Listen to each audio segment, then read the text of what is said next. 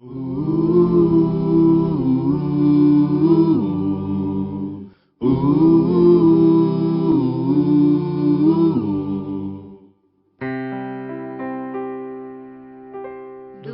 teu falar,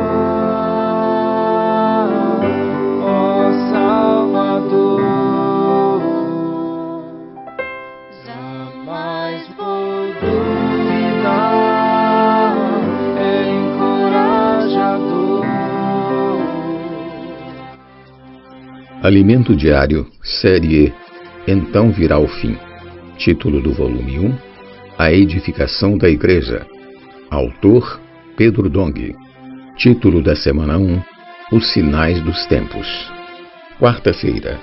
Ler com oração Mateus capítulo 5, versículo 3, que diz: Bem-aventurados os humildes de espírito, porque deles é o reino dos céus. Felizes os pobres de espírito. No quarto capítulo do Evangelho de Mateus, vemos a vitória do Senhor sobre a tentação, versículos do 1 ao 11. Em seguida, observamos sua volta para a Galiléia, após João ter sido preso. Jesus, então, deixou Nazaré para morar em Cafarnaum, cidade à beira-mar, nos confins de Zebulon e Naftali.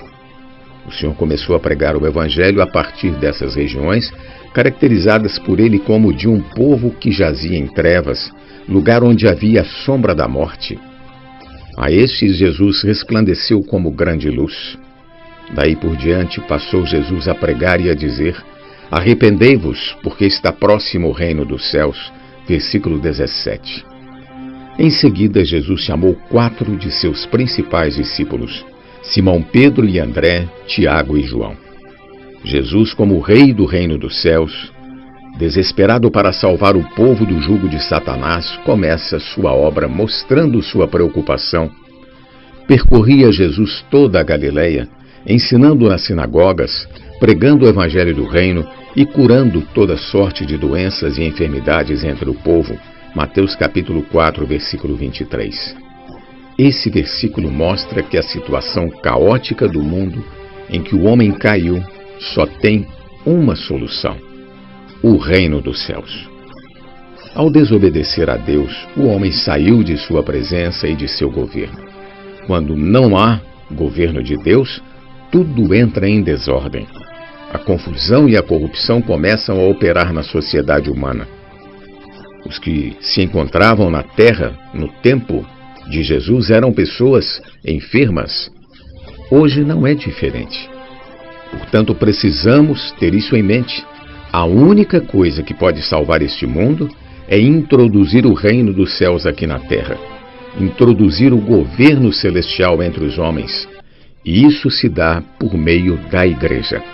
Inicialmente, nosso querido Senhor Jesus introduziu seu governo pelo Evangelho do Reino. Ele passou a curar todas as enfermidades, todos os paralíticos e a expulsar os demônios. Assim, sua fama começou a correr naquela região. Entre os capítulos 5º e 7º de Mateus, começa o que consideramos ser a constituição do reino dos céus, isto é, a lei magna que governa esse reino. Eu diria que as leis da vida regem o povo que está sob o governo celestial. Jesus veio à terra para convocar, salvar e resgatar um povo, a fim de ser o rei do reino dos céus e começar a exercer o governo celestial a partir dessas pessoas que em Mateus 16 formam a Igreja. Bem-aventurados ou felizes são os que vivem no reino dos céus. Aleluia! O primeiro requisito para entrar no reino dos céus é: bem-aventurados os humildes de espírito, ou pobres em espírito, porque deles é o reino dos céus. Mateus 5:3. Se queremos passar a ser governados pelo governo celestial, a primeira coisa a que devemos atentar é se estamos com o espírito esvaziado, humilde, contrito, ou se estamos cheios de nós mesmos, confiando em nossa própria força, na capacidade de nossa carne. Dessa forma, jamais entraremos no reino dos céus. Vamos entrar com espírito contrito e humilde, conforme dito no livro de Isaías, capítulo 57, versículo 14, versão King James atualizada, que diz assim: Então o Eterno exclamará: Aterrai, aterrai, abri um caminho, removei os obstáculos para que o meu povo tenha acesso ao caminho. O Senhor quer remover os obstáculos para que seu povo encontre o caminho. O reino dos céus é o caminho. E no versículo seguinte diz: Porquanto assim afirma o alto e sublime, aquele que vive para sempre e cujo nome é Santíssimo. Habito no lugar mais majestoso e santo do universo. Contudo, estou presente com o contrito e humilde de espírito, a fim de proporcionar um novo ânimo ao quebrantado de coração e um novo alento ao coração arrependido. Versículo 15, versão King James atualizada. A sentença, aquele que vive para sempre, na versão João Ferreira de Almeida, diz: aquele que habita a eternidade. Deus não está sujeito ao tempo e ao espaço, isto é, Deus não está nesta dimensão material em que vivemos, Ele está na eternidade. Ele é o alto, o sublime, aquele que vive para sempre. Para quem está na eternidade, o tempo não passa. Quem vive na eternidade, vive para sempre. Além de habitar a eternidade, Deus habita também com o de espírito humilde, contrito e coração quebrantado e arrependido. Ele lhe proporciona novo ânimo e novo alento ao coração. Por que de coração quebrantado e arrependido? Porque vivemos neste mundo e fomos vítimas da queda, passamos a pecar e a depender do conhecimento do bem e do mal para viver, não mais dependendo de Deus.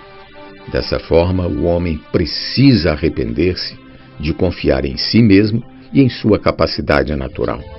Precisa voltar para a simplicidade, voltar para o jardim do Éden, para aquela dependência total do Senhor. Ainda em Isaías lemos: Em verdade, não contenderei para sempre, nem estarei perpetuamente encolerizado, pois à minha presença desfaleceria o espírito humano, a alma que eu mesmo criei. Isaías 57:16, versão King James atualizada. Se nosso Senhor ficasse mais tempo indignado conosco, ou com o mundo, que está totalmente debaixo da maldição e corrupção, não teríamos mais esperança. Toda a alma desfaleceria. Mas, graças a Deus, um dia Ele teve misericórdia de nós e enviou Cristo, enviou o Rei do reino dos céus para nos salvar, para nos tirar dessa miséria e nos colocar em seu reino. Louvado seja o Senhor. Voltando aos bem-aventurados ou felizes, vemos que a entrada se dá por ser humilde ou pobre de espírito. Esses felizes são os que choram, os mansos, os que têm fome e sede de justiça, os que exercem misericórdia, os misericordiosos com os outros, os puros de coração, os pacificadores, os que promovem a paz. Além desses, temos os que são perseguidos por causa da justiça e os que são injuriados e perseguidos por causa do Senhor. Bem-aventurados são eles, porque grande é seu galardão nos céus. Mateus capítulo 5, do versículo 3 ao 12. No final das bem-aventuranças, o Senhor menciona o galardão. Isso nos remete ao fato de que muitos foram chamados, mas poucos os escolhidos. Capítulo 22, versículo 14. O Rei do reino dos céus vem chamar-nos para ser seus escolhidos, a fim de ganhar o galardão, pois queremos ser vencedores. Desse modo, hoje, devemos viver a realidade do reino dos céus na igreja, sendo restringidos pelas condições das bem-aventuranças, o que nos garantirá o grande galardão nos céus. Pergunta de hoje: qual é a importância da primeira bem-aventurança? Jesus é o nosso amado Senhor. Do teu falar, ó Salvador, jamais vou duvidar, é encorajador, fiel me faz andar, mas tua glória vem, o mal vem derrotar, fiel me faz andar. Faz tua glória eu ver, o mal vem ter